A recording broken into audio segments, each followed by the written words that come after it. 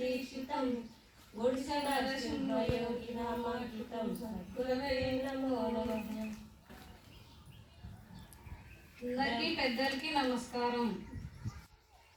బ్రహ్మం బ్రహ్మం నుంచి అవిత్తం, అవిత్త నుంచి మహత్వం, మహత్వం నుంచి మహాకారం, అలంకారం నుంచి పంచతన్మాత్రములు, పంచతన్మాత్రములు పంచమహాభూతములు, పంచమహాభూతములు జగత్తు, జగత్తుకు అధిపతి విరాట్,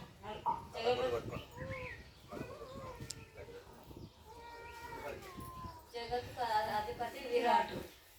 బ్రహ్మం బ్రహ్మం అవేతం ఒక పరిణామమే సదాశివుడు. బ్రహ్మం యొక్క పరిణామమే సదాశివుడు, ఈశ్వరుడు, రుద్రుడు, విష్ణు, బ్రహ్మ.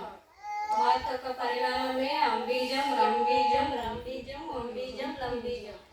అలంకారం ఒక పరిణామమే పరాశక్తి, ఆదిశక్తి, జ్ఞానశక్తి, ఇచ్ఛాశక్తి, క్రియాశక్తి. పంచతన్మాత్రముల యొక్క పరిణామమే శబ్దము, స్పర్శ, రూపము, రసము, గంధము. పంచమహాభూతముల పరిణామమే నీలము, ధూమ్రము, నలుపు, తెలుపు, ఎరుపు. ఈ పంచాది దేవతల అదూరూప పరిణామమే అనాత్మ. అనాత్మ వ్యవహారమే స్వరూపం. ఈ బ్రహ్మలకు ఆత్మ అనేది లేక సూత్రాత్మ అని పేరు. ఈ సూత్రాత్మ పృథ్వీ అధిష్టాన ఆది దేవత యగు బ్రహ్మ స్వరూపమున రంబీజం ఒక ప్రేరేపణ చేత క్రియాశక్తితో కూడుకొని గంధ తన్మాత్రముల ద్వారా పృథ్వీ భూతం నుండి సకలమును సృష్టించును. ఇది పృథ్వీభూత స్థాపకము.